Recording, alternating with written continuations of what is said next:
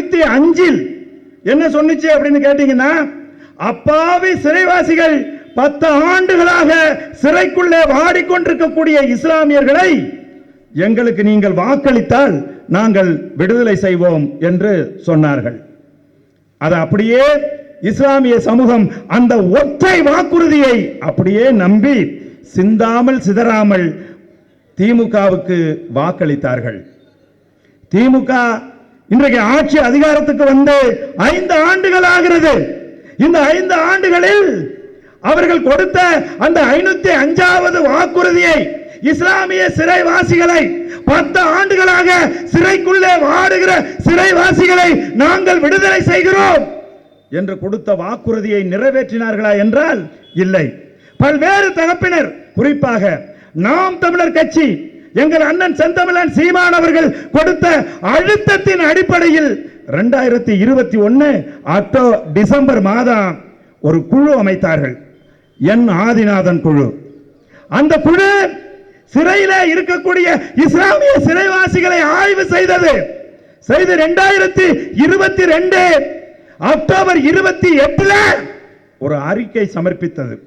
அந்த அறிக்கையில் இஸ்லாமிய சிறைவாசிகள் 264 பேரை முன் விடுதலை செய்யலாம் என்று அந்த அறிக்கை சொன்னது.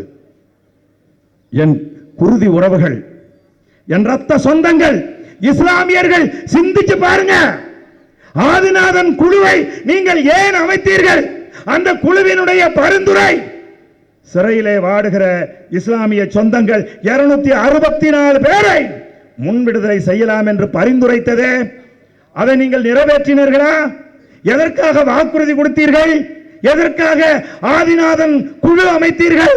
சிந்திச்சு பாருங்க. என் அன்பான உறவுகளை ஒன்னு சொல்லுவாங்க, நாங்க எழுதி இஸ்லாமிய உறவுகள் ஒரு 10 பேரோட பேரை எழுதி நாங்க ஆளுநருக்கு அனுப்பிச்சோம். ஆனா ஆளுநர் அதுல கையெழுத்து போடல, நாங்க என்ன பண்றது என்று ஒரு நாடகம் நடத்துவார்கள். என் அன்பான உறவுகளை, இந்திய அரசியல் அமைப்பு சட்டம் 161 ஒரு untouchable law. It is for state government. மாநில அரசுகள் எடுக்கின்ற முடிவுகளில் உச்ச நீதிமன்றமே தலையிட முடியாது. அப்படியான ஒரு சட்டத்தை பயன்படுத்தி தான் இந்த 7 தமிழர் விடுதலையில் அவர்களை விடுதலை செய்ய முடிந்தது. என் அன்பான உறவுகளை, சட்டம் 161 என் மாநில அரசுக்கு வழங்கப்பட்டிருக்கிற இந்திய அரசியலமைப்பு சட்டத்தில் இருக்கிற ஒரு பிரத்யேகமான ஒரு பகுதி. அதை பயன்படுத்தி எத்தனை பேரை வேணாலும் விடுதலை செய்யலாம். யாரு? மாநில அரசு செய்யலாம். செஞ்சாங்களா? இல்ல. ஆனால் நம்முடைய குருதி உறவுகள், இஸ்லாமிய சொந்தங்கள் என்ன நினைக்கிறாங்க அப்படின்னா, திமுக தான் நமக்கு பாதுகாப்பு அப்படின்னு இன்னைக்கு வரைக்கும் நினைக்கிறாங்க. என் அன்பான உறவுகளை, திமுக ஒருபாலும் உங்கள் பக்கம் நிக்க போறது இல்ல, நிக்காது. நீங்க நல்லா யோசிச்சு பாருங்க. குஜராத்தில் நரேந்திர மோடி முதலமைச்சராக இருக்கின்ற போது அங்கு நடந்த ருத்ர தாண்டவத்தில் எத்தனை இஸ்லாமிய பெண்கள் கற்பழிக்கப்பட்டார்கள், எத்தனை இஸ்லாமியர்கள் வெட்டி கொல்லப்பட்டார்கள், எத்தனை பேரு சின்ன கை குழந்தைகள் உட்பட நெருப்பிலே வைத்து கொளுத்தப்பட்டார்கள். அதை ஆவணப்படுத்தி பிபிசி நிறுவனம் அதை ஆவணப்படுத்தி கொடுத்துச்சு. அந்த ஆவணத்தை இந்தியா முழுவதும் தடை செய்தார்கள். கேரள அரசு அந்த ஆவணத்தை எல்லாருக்கும் போட்டு காட்டுவதற்கு அனுமதித்தது. ஆனால் தமிழ்நாடு அரசு, எந்த தமிழ்நாடு அரசு? நாங்கள் தான் இஸ்லாமியர்களுக்கு பாதுகாப்பு என்று சொல்லுகின்ற தமிழ்நாடு அரசு, திமுக அரசு, முத்துவேல் கருணாநிதியின் மகன் மு.க. ஸ்டாலினுடைய அரசு அதை தடை செய்தது. ஏன் இங்க இருக்கக்கூடிய இஸ்லாமிய சொந்தங்களுக்கு அது தெரியாதா? ஏன் தடை செஞ்சான்? அதை போட்டு காட்டினா நரேந்திர மோடியின் வண்டாவளம் தண்டாவளத்தில் ஏறிவிடும். ஆர்எஸ்எஸ் சங்க பரிவார இயக்கங்கள், பிஜேபியினுடைய இஸ்லாமிய விரோத செயல் தமிழ்நாட்டுக்கு தெரிஞ்சு போயிடும் அப்படின்னு சொல்லி யார் தடுத்தது? எந்த திமுகவை நீங்கள் பாதுகாப்பு என்று சொல்லுகிறீர்களோ அந்த திமுக அதை தடுத்துச்சு. ஆனால் என் உயிர் அண்ணன் செந்தமிழன் சீமான் என்ன பண்ணாருன்னு தெரியுமா? நீங்க எங்களை கவனிக்கிறதே இல்லை. நாம் தமிழர் கட்சி இஸ்லாமியர்களுக்காக தமிழ்நாட்டில் என்னெல்லாம் செஞ்சுக்கிட்டு இருக்குங்கிறத நீங்க கவனிக்கிறதே இல்ல. ஏன் உங்க மூளையில பொது புத்தியில நமக்கு பாதுகாப்பு திமுக அப்படின்னு பதிஞ்சிருக்கு. நாம் தமிழர் கட்சி என்ன செஞ்சிச்சு தெரியுமா? அந்த ஆவண படத்தை எடுத்து அதை தமிழ் படுத்தி, அது ஆங்கிலத்தில் இருந்துச்சு, அதை தமிழ் படுத்தி இங்க அந்த ராணிப்பேட்டையில வச்சு ஒரு மிகப்பெரிய ஆயிரக்கணக்கான என் தம்பி தங்கைகளை கூப்பிட்டு அதை வெளியிட்டு கட்டளை இட்டார் எங்கள் அண்ணன். என்னது? ஒவ்வொரு கிராமத்திலையும் இந்த ஆவணப்படம் வெளியிடப்பட வேண்டும், ஒவ்வொரு கிராமத்திலையும் வெளியிடப்பட வேண்டும் சொன்னாரு. இன்னைக்கும் போய் தட்டி பாரு, இன்னைக்கும் தட்டி பாருங்க, இணையதளங்களில் மொழிபெயர்க்கப்பட்ட பிபிசி ஆவணம் இன்றைக்கும் இணையதளங்கள்ல இருக்கு. அதே மாதிரிதான் கேரளா ஸ்டோரின்னு ஒரு படம் வந்துச்சு. இஸ்லாமிய உறவுகள் எல்லோருக்குமே தெரியும். இஸ்லாமியர்களை மிக மோசமான குற்றவாளிகளாக சித்தரித்து அவர்களோடு பழகினார். என்ன செய்வாங்க? மதம் மாற்றி உங்களை கொண்டுட்டு போய் ஐஎஸ் கிட்ட கொண்டு போய் விட்டுருவாங்க.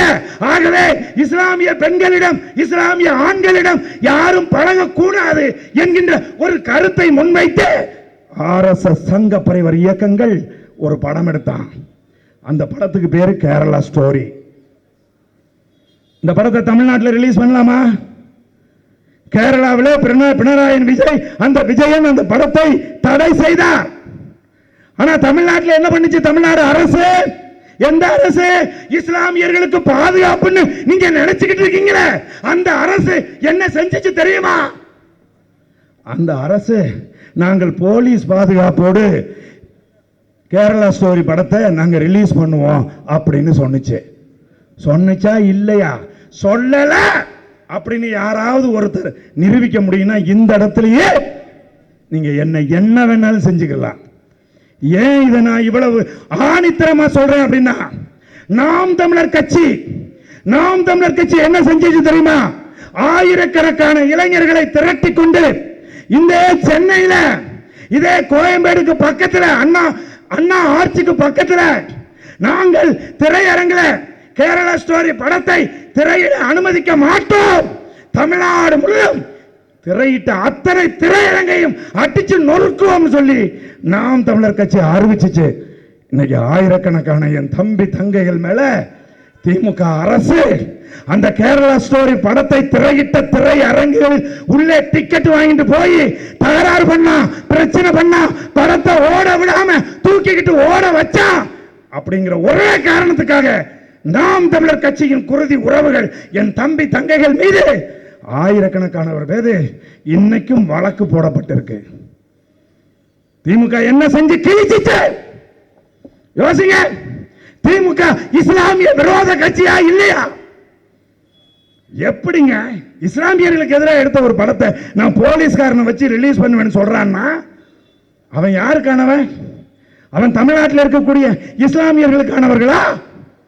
யோசிச்சு பாருங்க.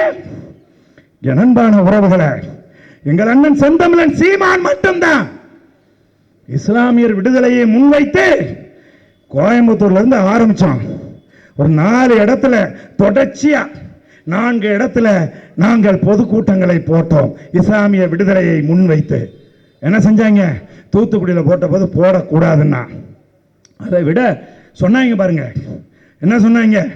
நீங்க இஸ்லாமிய விடுதலையை முன்வைத்து நீங்கள் ஒரு பாரிய அழுத்தத்தை நீங்கள் மிக கடுமையாக விமர்சிக்கிறீர்கள், மிக மோசமாக மாநில அரசை தாக்கி பேசுகிறீர்கள், அதனால அந்த விடுதலை தள்ளி போகுது, அவங்க உங்களால தான் இந்த விடுதலை செய்தோங்கிற நிலை வந்துவிடக் கூடாது என்று அவர்கள் நினைக்கிறார்கள். ஆகவே நீங்க இதோட நிறுத்திக்கிங்க அப்படின்னாங்க.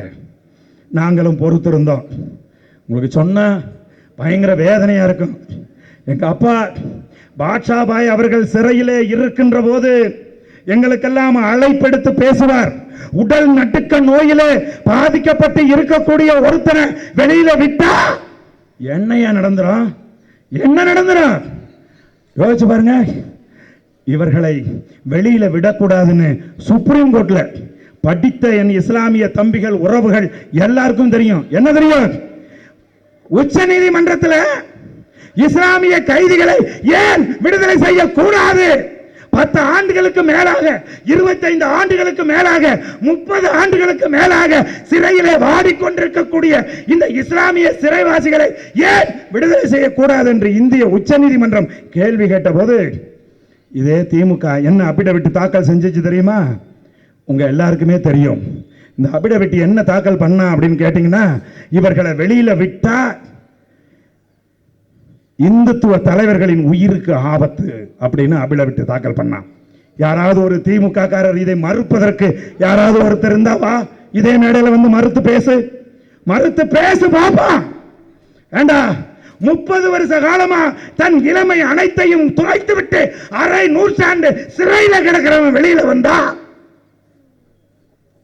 ஆர்எஸ்எஸ் காரன் இந்துத்துவவாதிகளுக்கு எல்லாம் உயிருக்கு ஆபத்தா? நான் கேட்கிறேன். ஆகவே என் அன்பான குருதி உறவுகளை, உங்களை ஏமாற்றுகிறது, உங்களை வெறும் வாக்கு வங்கியாக திமுக பார்க்குது. உங்களை எப்படி பார்க்குது? வெறும் வாக்கு வங்கியா பார்க்குது. ஆனால் என் உயிர் அண்ணன் செந்தமிழன் சீமான் தன் குருதி உறவாக, தாய் மாமனாக, அக்கா தங்கச்சியாக, அப்பா அம்மாவாக, ரத்த சொந்தமாக என் அண்ணன் செந்தமிழன் சீமான் இஸ்லாமிய உறவுகளை பார்க்கின்றார். அதனால என் அன்பான குருதி உறவுகளை, திமுகவை இனியும் நம்பி உங்களுடைய சிறைவாசிகளை, இஸ்லாமிய சிறைவாசிகள் நம்முடைய சொந்தங்கள், எங்க அண்ணன் சொன்னதிலேயே, என் உயிர் அண்ணன் செந்தமிழன் சீமான் அவர்கள் சொன்னதிலேயே எனக்கு ரொம்ப, எங்களுக்கெல்லாம் மகிழ்ச்சி அளிப்பதும் வியப்பளிப்பதும் என்ன அப்படின்னு கேட்டீங்கன்னா, அவர் சொன்னாரு, நான் சிறுபான்மை என்கின்ற வார்த்தையை வெறுக்கிறேன் என்று சொன்னார். ஏன் சொன்னார் தெரியுமா? இங்க இருக்கக்கூடிய இஸ்லாமிய சொந்தங்களை, கிறிஸ்துவ சொந்தங்களை, இஸ்லாமியர்களை, கிறிஸ்துவர்களை சிறுபான்மையினர் என்று சொல்லி இருக்கக்கூடிய திமுக தொடர்ச்சியா அவர்களை சிறுபான்மையினர் என்று சொல்லி ஒரு உளவியல் சிக்கலுக்கு அவர்களை உள்ளாக்கி வைத்திருக்கிறார்கள். நம்ம கேட்கிறோம், கலைஞர் கருணாநிதி அவர்களினுடைய குடும்பம் என்ன பெரும்பான்மை குடும்பமா? எந்த பெரும்பான்மை? நீங்கள் தேசிய இன அடிப்படையில் எங்கள் அண்ணன் பழனி பாபா அவர்கள் சொன்னார்கள். என்ன சொன்னாரு? தேசிய இன அடிப்படையில் தமிழ்நாட்டில் இருக்கக்கூடிய பெரும்பான்மை சமூகத்தில் இஸ்லாமிய சமூகமும் ஒன்று, தமிழ் சமூகம். அண்ணன் பழனி பாபா கேட்டாரு, யார பார்த்து? ராமகோபாலன் சொன்னாரு, டேய் நான் வெறும் பழனி பாபா இல்லடா, உண்மையாவே நான் பழனி பாபா. பழனி ஏன் ஊர்ரா, பழனி ஏன் கோயிலு, நான் வெளியில இருந்து வந்த மார்க்கத்தை தான் ஏற்றிருக்கிறேனே ஒழிய நான் இந்த மண்ணுக்கு சொந்தக்காரன். என்னென்னமோ நீ கைவர் போலன் கணவாய் வெளியா வந்த நாய், நீ என்ன யாரோன்னு கேட்கிறிய? நான் இந்த மண்ணுக்கு சொந்தக்காரன்டா, வெறும் பாபாடா, பழனி பாபாடா அப்படின்னு சொன்னார் எங்கள் புரட்சியாளர் பழனி பாபா அவர்கள்.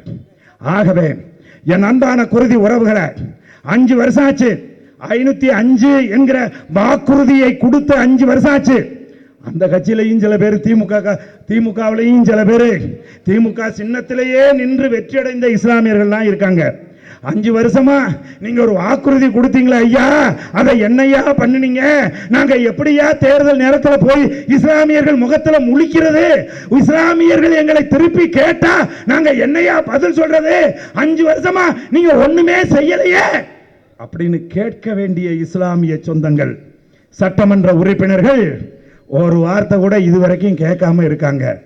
அதனால நாம் தமிழர் கட்சி இந்த கூட்டத்தை நாங்கள் இஸ்லாமியர் விடுதலையை போட்டிருக்கிறது இஸ்லாமியர்களுடைய வாக்குக்காக கிடையாது. எங்கள் அண்ணன் சொல்வது போல இஸ்லாமியர்கள் மண்டையில, அவர்கள் மூளையில ஆழமாக பதிவாய் இருக்கு. என்னது? திமுக தான் நமக்கு பாதுகாப்புன்னு.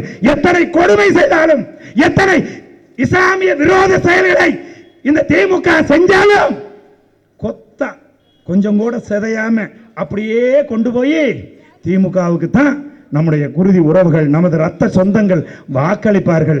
ஆகவே என் அன்பான உறவுகளை, நீங்க எதிர்வரும் 2026 தேர்தலில் நாம் தமிழர் கட்சிக்கு நீங்கள் வாக்களித்தால், உறுதியாக நாம் தமிழர் கட்சி வென்று ஆட்சி அதிகாரத்துக்கு வந்தால் 10 ஆண்டுகளுக்கு மேல மட்டும் இல்ல, அனாவசியமா பொய்யா குற்றம் சாட்டி சிறைக்குள்ளே வாடி கொண்டிருக்கக்கூடிய எங்கள் குருதி உறவுகள் அனைவரையும் நாம் தமிழர் கட்சி ஆட்சியில நாங்கள் விடுதலை செய்வோம் என்று கூறி வாய்ப்புக்கு நன்றி கூறி விடைபெறுகிறேன். நன்றி, வணக்கம்.